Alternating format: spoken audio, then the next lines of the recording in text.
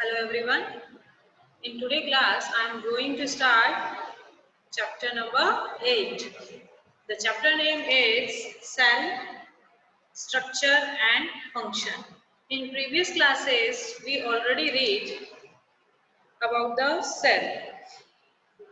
All living organisms, because of all animals and plants are living. All these organisms look different from each other. However, all of them are made up of microscopic unit called a cell. In this chapter, we will study the cell, its parts, and the function of various parts of the cell.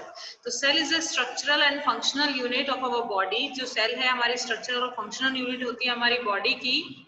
ठीक है, तो Robert Hooke सबसे पहले जो scientist थे कौन से थे? Robert Hooke in 1665. तो एक English scientist Robert Hooke discovered the cell 1665. इन्होंने ऑब्जर्व किया कॉर्क को अंडर माइक्रोस्कोप में. किस कॉर्क क्या होता है? It is a part of a tree. ये एक पार्ट होता है किसका? ट्री का. उनके अंदर माइक्रोस्कोप के अंदर उन्होंने उसकी छोटी छोटी स्लाइसेस को कट करके माइक्रोस्कोप के अंदर जब उसको देखा, तब उन्होंने देखा कि उसके अंदर छोटे हनीकॉम्ब में जैसे छोटे छोटे बॉक्सेस या बॉक्सेस लाइक स्ट्रक्चर होते हैं, वैसे ही उसके अंदर भी स्ट्रक्चर्स थे. इन्हीं बॉक्सेस को या इन्हीं सेपरेटेड पार्टीशंस को उन्होंने क्या बोल दिया? ईच बॉक्स को उन्होंने एक सेल टर्म दिया. तो सेल टर्म भी सबसे पहले किसने दिया था बेटा? सेल टर्म भी सबसे पहले रॉबर्ट हुक ने दिया था.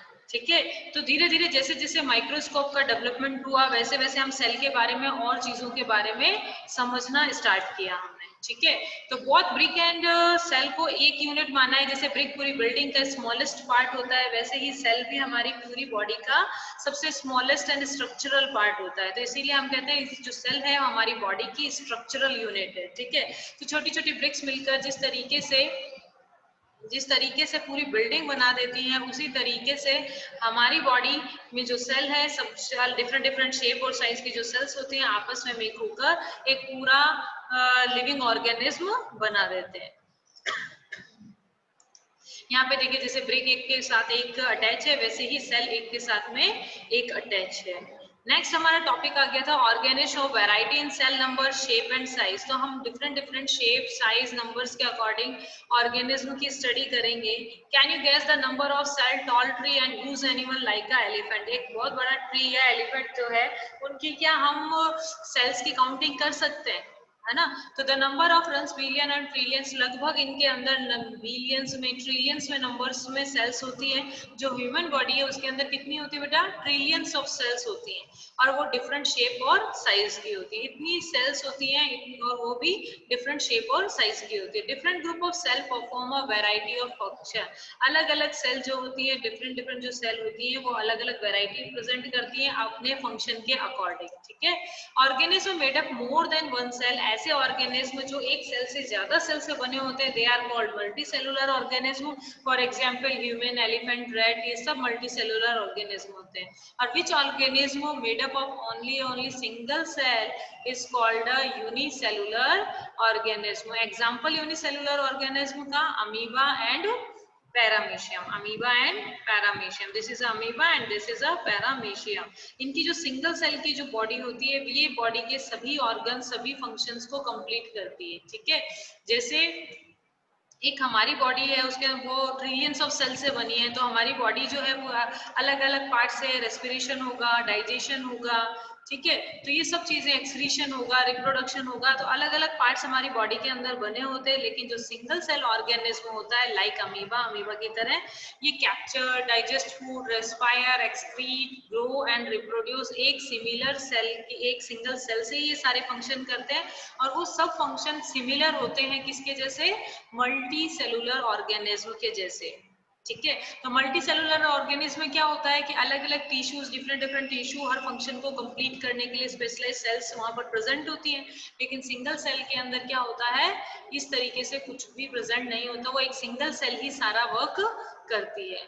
अब जैसे हम टीचर्स के साथ हम ये आप स्कूल में आएंगे तो करेंगे पॉन्ड वाटर या कोई किसी भी जगह का पानी आप लेंगे तो अमीबा, पैरामीशियम उस पानी के अंदर अवेलेबल होते हैं. तो हम उसकी स्लाइड बनाकर देखेंगे. आज हम अपन एक वीडियो देखेंगे जिसमें स्लाइड बनाने का जो भी प्रोसीजर होता है वो सीखेंगे.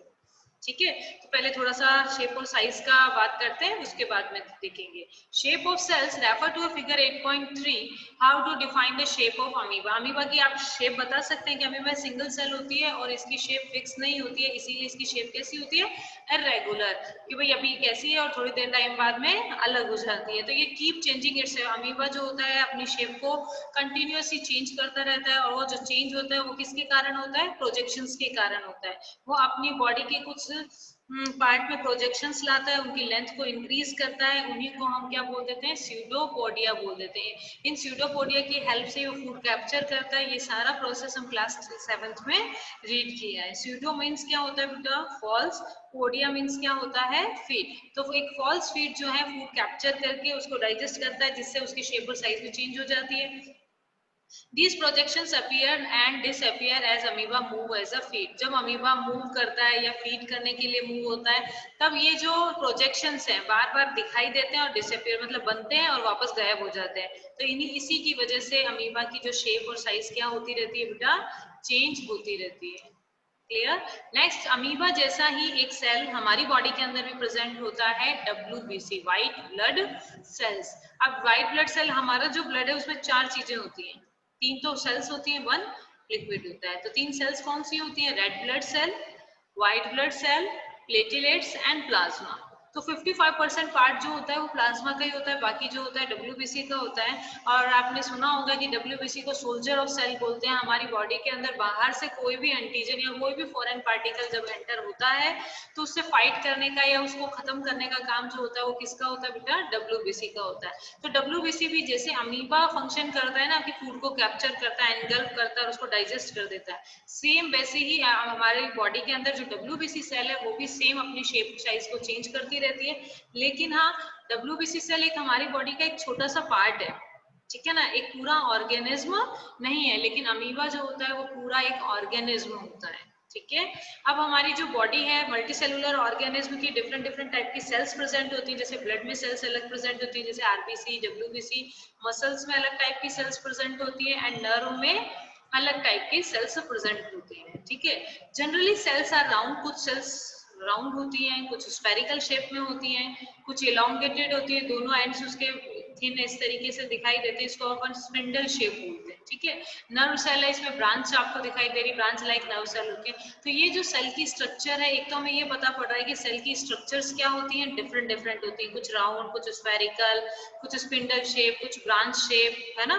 तो इस तरीके के, लेकिन इनकी जो शेप और साइज है टोटली डिपेंड होती है इनके फंक्शंस पे, कि किस तरीके के फंक्शन को फंक्शन कर रही है, उसी के बेसिस पे इनकी शेप और साइज क्या होती है, डिपेंड होती है। जैसे न्यूरॉन का यहाँ पर फंक्शन दिया है, जो नर्व सेल है सिंगल, इसको न्यूरॉन भी बोलते हैं।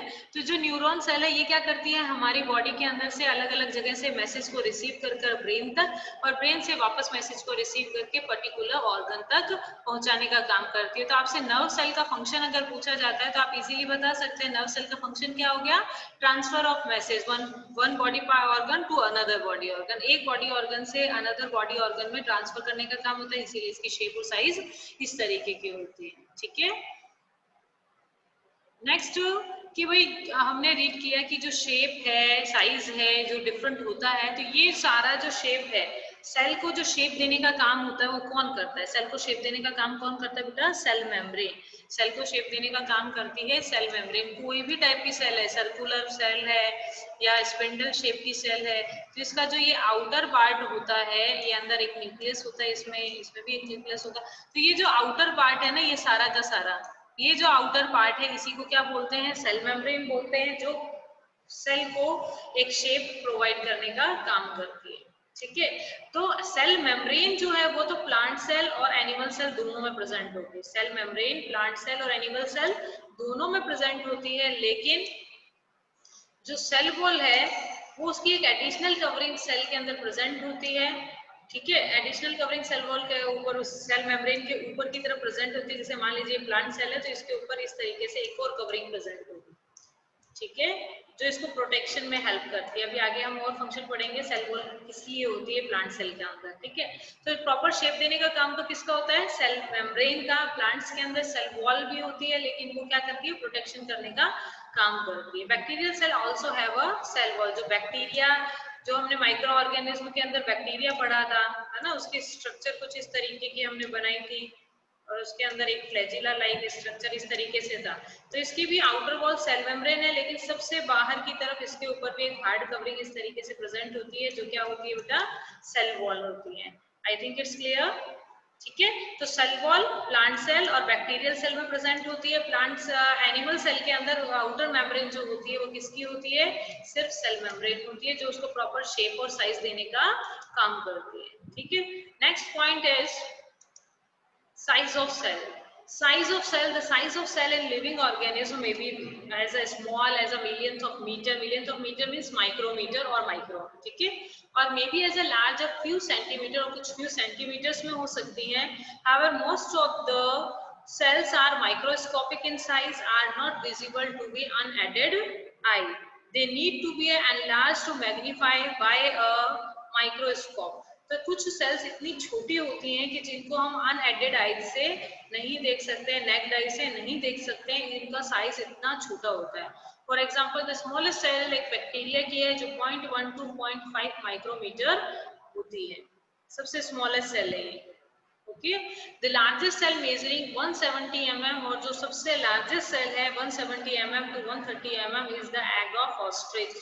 अपन ने पहले भी बात की थी कि जो हेन का एग होता है, अपन ने बात करी थी ना, जो हेन का एग होता है वो भी क्या होता है, वो भी एक सिंगल सेल से बना होता है, वो भी एक सिंगल सेल से ही बना होता है। तो ऑस्ट्रिच का एग सबसे बड़ा एग होता है, इसीलिए सबसे लार्जेस्ट सेल के अंदर किसका एग्जांपल पढ़ते हैं, egg of ostrich 170 mm to 130 mm। Clear, 170 mm to 130 mm।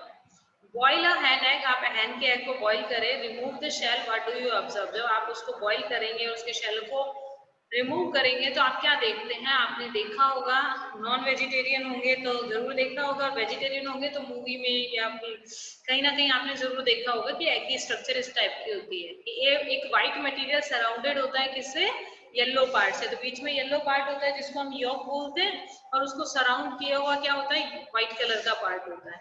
ठीक है, तो वो व्हाइट कलर का जो पार्ट है वो उसमें कौन सा प्रोटीन होता है बेटा, एल्बुमिन प्रोटीन होता है। ये इंपॉर्टेंट है, आप लर्न जरूर कीजिएगा। जो एग के अंदर व्हाइट कलर का जो पार्ट होता है वो क्या होता है, albumin which solidify on boiling. Egg जो होता है वैसे उसके अंदर लिक्विड मटेरियल होता है, लेकिन जैसे ही हम उसको हीट देते हैं वो सॉलिड में, सेमी सॉलिड में चेंज हो जाता है। द येलो पार्ट इज योक, अंदर का जो येलो पार्ट होता है उसे हम क्या बोलते हैं, yolk. It is a part of the single cell. ये दोनों यानी एल्ब्यूमिन और योक जो पार्ट है वो दोनों सिंगल सेल का ही एग्जाम्पल है, दोनों सिंगल सेल के अंदर ही प्रेजेंट होते हैं। और हम इस सिंगल सेल को विदाउट मैग्निफिकेशन के देख सकते हैं। Are the cells in an elephant larger than the cells in a rat. जो हमारे एलिफेंट की जो सेल्स हैं वो क्या लार्ज होंगी, वो क्या लार्ज होंगी किससे, रैट से। जो एलिफेंट के अंदर जो सेल्स प्रेजेंट होती हैं वो क्या प्रेजेंट होंगी, एलिफेंट में क्या बड़ी बड़ी सेल्स प्रेजेंट होती है या रेट में बड़ी बड़ी सेल्स प्रेजेंट होती हैं, ऐसा नहीं होता। हमने पहले भी रीड किया था कि एलिफेंट के अंदर जो भी सेल्स होंगी उनके नंबर ऑफ सेल क्या होंगे, ज्यादा होंगे, ना कि उनका साइज ऑफ सेल क्या होगा, ज्यादा होगा। क्लियर, सेम ऐसे ही रेट और एलिफेंट का कंपैरिजन करते हैं तो रेट के अंदर उन सेल्स की जो नंबर्स हैं वो क्या होंगे, कम होंगे, और एलिफेंट में जो नंबर ऑफ सेल हैं वो क्या होंगे, ज्यादा होंगे। नेक्स्ट हमने जब ये चैप्टर स्टार्ट किया था तो मैंने आपको ब्रिक से स्टार्ट कराया था। बहुत सारी ब्रिक मिलकर एक वॉल मैन्युफैक्चर करती है, मेड करती है, वो चारों वॉल चार मिलकर एक रूम बनाती है, रूम्स मिलकर एक हाउस बनाते हैं, और हाउस मिलकर क्या बना देंगे, एक पूरा कॉलोनी या बिल्डिंग बना देते हैं। सेम ऐसे ही हमारी बॉडी के अंदर भी एक पार्ट होता है, जैसे स्मॉलेस्ट पार्ट क्या हो गया, सेल। तो सेल से अबाव क्या होगा, सबसे पहले अपन ऑर्गेनिज्म लार्जेस्ट यूनिट से लेके चलते हैं। एक लिविंग ऑर्गेनिज्म है तो एक living organism made up of a different type of organ system. उसके अंदर क्या होते हैं, डिफरेंट टाइप ऑर्गन सिस्टम होते हैं। ऑर्गन सिस्टम में different type of organs present होते हैं। ठीक है, तो इस तरीके से हम उन्हें मॉडिफाई किया था। तो सेल का कर देते भी, सेल एक smallest and functional and structural unit है।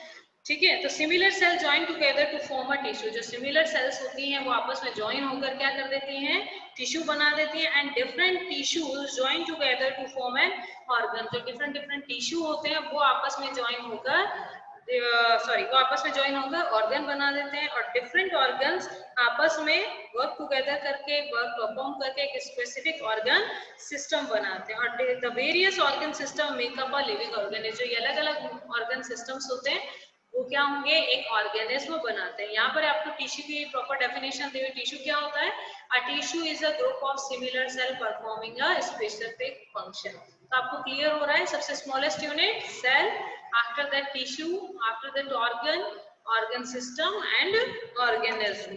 तो इस तरीके से मल्टी सेलुलर ऑर्गेनिज्म बने होते हैं। पहली realise that an organ is made up of tissue which in turn are made up of cell. The cell in living organism is basic and structural unit. इसीलिए हम क्या बोलते हैं, सेल को basic structural and functional unit बोलते हैं। Next है part of the cell, cell membrane. Cell membrane अपन रीड करेंगे उससे पहले जो सेल मेम्ब्रेन का हमारे को एक पार्ट दिया हुआ है रीड करने के लिए स्ट्रक्चर को। In order to object a basic component of a cell, cell के जो बेसिक कंपोनेंट्स हैं वो हमें कैसे दिखाई देंगे, हम उसकी कवर स्लिप बनाएंगे, उसको स्टेन करेंगे, तो वो सब कैसे करेंगे वो देखते हैं हम। ठीक है,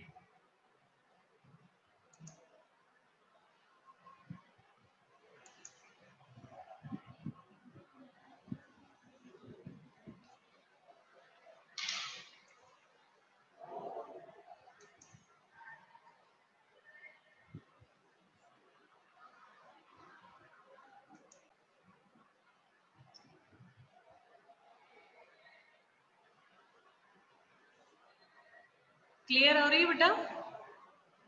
I think sound is not clear. Materials required: medium-sized onion, slide, cover slip, watch glass, forceps, knife, needle, distilled water, glycerine, dropper, blotting paper, saffron in solution, compound microscope, brush. Procedure: take a medium-sized onion and cut it laterally into 4 to 5 pieces with the help of a knife.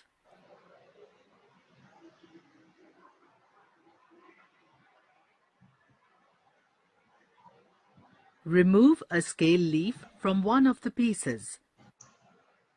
Break the scale leaf gently from the middle and peel a small portion from the delicate epidermis, that is the covering, that covers the inner surface of the scale leaf.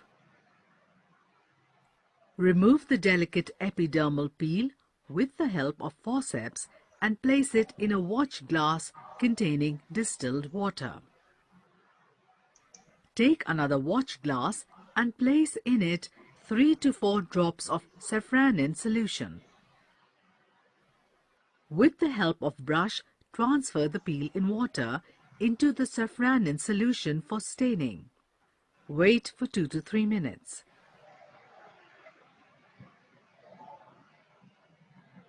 Transfer the peel back to the watch glass containing water. This will remove the extra stain sticking to the peel. Take a clean glass slide and pour 1 to 2 drops of glycerine. Transfer the stained peel on the drops of glycerine on the slide with the help of brush. The peel may tend to curl up. With the help of needle and brush, flatten the peel. Place the cover slip on the slide in such a way that no air bubbles enter in it. Gently press the cover slip with needle to spread glycerine and peel properly. Remove the extra material surrounding the slide with the help of blotting paper. Examine the slide under compound microscope. Observation: with the help of blotting paper. Examine the slide under compound microscope. Observation. There are large number of cells lying side by side with distinct cell walls. A largely stained nucleus is present in the periphery of cytoplasm. A lightly stained cytoplasm is the periphery of cell wall. A prominent vacuole is the center of each cell, surrounding by cytoplasm. Inference. The cells under observation are the plant cell. It because cell wall and large vacuoles are clearly seen.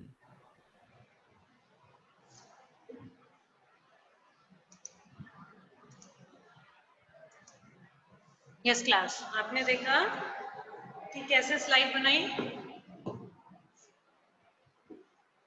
ठीक है। तो यहाँ पर हमने देखा सबसे outer part कौन सा है, सेल मेम्ब्रेन। तो जब सेल अंडर द माइक्रोस्कोप अपन ने ऑब्जर्व किया तो सबसे बाद में हमें क्या दिखाई देता है, उसके अंदर हमें दिखाई दिया कि भाई जो सेल मेम्ब्रेन जो है आउटर पार्ट बनाता है। आपको एक स्लाइड बनानी आई, स्टेनर्स को कैसे यूज करते हैं वो देखा आपने। तो स्टेनर क्या करता है, सेल की जो पार्ट्स होते हैं उनको कलरिंग करने का काम करता है। आपकी बुक में मिथाइल ब्लू लिखा हुआ है, वहां पर सैफ्रनिन यूज कर रहा है, हम कोई भी स्टेनर यूज कर सकते हैं, ठीक है। तो हमने पढ़ लिया था the basic component of cell are cell membrane. जो बेसिक कंपोनेंट हमारी सेल है उसकी जो आउटर कवरिंग है उससे cell are called cell membrane, cytoplasm and nucleus. Main एक सेल के अंदर ये चीजें जरूर होती हैं, ठीक है। तो सेल के अंदर क्या क्या चीजें हैं बेटा, ये सपोज करते हैं हमारी सेल है, उसके बिल्कुल सेंटर के अंदर हम अब सपोज करते हैं क्या है बेटा, न्यूक्लियस। अंदर एक फ्लूइड भरा होता है जो जेली लाइक फ्लूइड होता है जिसको साइटोप्लाज्म बोला जाता है, and outer covering is called a cell membrane. Okay, तो एक सेल का जो बेसिक कंपोनेंट है उसके अंदर तीन चीजें होंगी, cell membrane, cytoplasm and nucleus. Clear? The cytoplasm and nucleus are enclosed within the cell membrane. जो साइटोप्लाज्म और न्यूक्लियस होता है वो एनक्लोज होता है किसकी हेल्प से, सेल मेम्ब्रेन की हेल्प से, सेल मेम्ब्रेन की हेल्प से। Cell membrane also called plasma membrane. तो ये जो आउटर पार्ट है इसको सेल मेम्ब्रेन भी बोल सकते हैं और हम प्लाज्मा मेम्ब्रेन भी बोल सकते हैं, ठीक है। The membrane separates cells from one another and also the cell from the surrounding medium. तो ये जो सेल मेम्ब्रेन है सेल को एक दूसरे से अलग करने का काम करती है, साथ में क्या करती है, सराउंडिंग से भी सेपरेट करने का वर्क करेगी, ठीक है। जैसे आप इस पिक्चर में देखिए, इस पिक्चर में आपको ये दिख रहा है, ये ब्लैक कलर की, डार्क ब्लैक कलर की जो लाइनिंग है वो क्या है बेटा, सेल मेम्ब्रेन, प्लाज्मा मेम्ब्रेन है, ठीक है ना। तो हर सेल टू सेल को सेपरेट करने में भी सेल मेम्ब्रेन काम कर रही है और सराउंडिंग से भी सेपरेट करने में यहाँ पर सेल मेम्ब्रेन फंक्शन कर रही है। तो इस पिक्चर में दिख रहा है आपको, this is a cytoplasm and this is a plasma membrane, ये सेल मेम्ब्रेन और ये न्यूक्लियस है, ठीक है। ओके, तो मीडियम सराउंडिंग मीडियम से सेपरेट करेगी और सेल टू सेल से सेपरेट करने का काम कौन करता है, सेल मेम्ब्रेन या प्लाज्मा मेम्ब्रेन करती है। The plasma membrane is porous. जो ये प्लाज्मा मेम्ब्रेन होती है पोरस होती है, इसमें छोटे छोटे होल्स प्रेजेंट होते हैं। Allow the movement of substance और material both inward and outward. ये क्या करती है, कुछ मटेरियल्स को अपने अंदर आने भी देती है और अपने अंदर से बाहर भी जाने देती है, इनवर्ड्स एंड आउटवर्ड्स, ठीक है। The boundary of the onion cell is cell membrane। अभी हमने जो वीडियो देखा था उसमें देखा हमने कि कैसे स्लाइड को प्रिपेयर किया, तो उसकी जो बाउंड्री थी वो क्या था बेटा, सेल मेम्ब्रेन था, covered by another thick covering called a cell wall. उसके बाहर की तरफ जो अनदर थिक कवरिंग है उसको उन्होंने क्या बोला है, सेल वॉल बोला है। The centre dense round colour, जो सेंटर में एक डेंस स्ट्रक्चर जो दिखाई देती है उसको हम क्या बोला, न्यूक्लियस। सेंटर में जो पार्ट है उसको क्या बोल दिया, nucleus. This is a nucleus. The jelly-like substance between the nucleus and the cell membrane is called a cytoplasm। आप प्लीज साइटोप्लाज्म को थोड़ा केयरफुली समझिए। ये न्यूक्लियस है बीच में सेंटर के अंदर, this is a nucleus and लिख देती हूँ ना, nucleus and this is a plasma membrane, ठीक है। इनके बीच में जो जेली लाइक फ्लूइड होता है उसे हम क्या बोलते हैं बेटा, साइटोप्लाज्म बोलते हैं। I think it's clear. जो प्लाज्मा मेम्ब्रेन और न्यूक्लियस के बिटवीन होता है, बीच में एक जेली लाइक सब्सटेंस प्रेजेंट होता है, उसे हम क्या बोलते हैं, साइटोप्लाज्म बोलते हैं। I want to know why plant cell need cell wall। अभी हम स्टार्टिंग में भी बोल रहे थे भाई प्लांट्स और बैक्टीरियल सेल है, उनके सराउंडिंग में क्या प्रेजेंट होती है, सेल वॉल, और एनिमल्स में ये सेल वॉल प्रेजेंट नहीं होते। तो यहाँ पर ये क्वेश्चन पूछ रहा है कि प्लांट के अंदर नीड क्यों होती है सेल वॉल की, भाई किसी चीज की नीड होगी तभी तो वो प्रेजेंट होता है हमारे अंदर, ठीक है। तो ये कह रहे हैं कि क्या नीड है कि उसके ऊपर सेल वॉल प्रेजेंट होती है। तो you have learn earlier that the cell membrane give shape of the cell. हमने पहले अभी रीड किया था कि जो सेल मेम्ब्रेन का जो फंक्शन है वो क्या है, हमारी बॉडी की जो सेल्स हैं उनको शेप देने का काम जो करता है वो कौन करती है, सेल मेम्ब्रेन करती है। और उस सेल मेम्ब्रेन के बाहर आउटर की तरफ एक थिक लेयर की कवरिंग प्रेजेंट होती है प्लांट्स की, उसको हम क्या बोलते हैं बेटा, सेल वॉल बोलते हैं, ठीक। This additional layer surrounding the cell membrane, ये जो एडिशनल लेयर है सेल मेम्ब्रेन के ऊपर की तरफ जो ये एडिशनल लेयर होती है, और सेल मेम्ब्रेन के ऊपर एडिशनल जो लेयर है सेल मेम्ब्रेन के ऊपर, तो required by plants for protection. किस लिए होती है, ये आंसर याद कर लीजिए आप कि वो किस लिए होती है बेटा, प्रोटेक्शन के लिए होती है, ठीक है। Plant cell need protection. अब प्लांट सेल को किसकी से प्रोटेक्शन की रिक्वायरमेंट होती है, protection against variation in temperature. आप जानते हैं कि एनवायरमेंट में, एटमॉस्फेयर में टेम्परेचर बार बार चेंज होता रहता है, तो उससे प्रोटेक्ट होने के लिए रिक्वायरमेंट होती है। हाई विंड, और जो हवा है वो बहुत तेजी से चलती रहती है। एटमॉस्फेरिक मॉइस्चर, एटमॉस्फेरिक जो मॉइस्चर है वो चेंज होता रहता है। तो इसीलिए हमें इन सब चीजों से प्लांट को बचाने के लिए प्लांट को किसकी रिक्वायरमेंट होती है, सेल की। तो आपसे अगर क्वेश्चन पूछा जाए कि why plant cells need cell wall या why plants have a cell wall, तो उनके पास में वो क्यों होती है cell wall, for the protection. किस चीज से protection, temperature, high wind speed, atmosphere, moisture etcetera.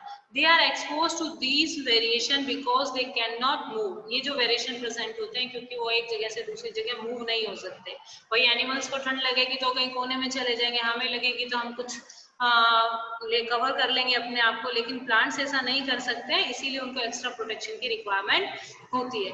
Cells can be observe in the leaf field. आप ये जैसे आपने ऑनियन की उसको देखा, वैसे आप लीफ को भी दे सकते हैं, एलोडियो, रियो, ये अलग अलग प्लांट्स की लीफ के नाम बताएं, इनकी भी आप स्लाइड बनाकर सेल वॉल को, सेल मेम्ब्रेन को या उसके इंटरनल स्ट्रक्चर्स को देख सकते हैं। You can prepare a slide as in case of onion. Onion की स्लाइड के जैसे ही आप इसको कर सकते हैं। नेक्स्ट है पहले आज पूछो, if he can also observe animal cells.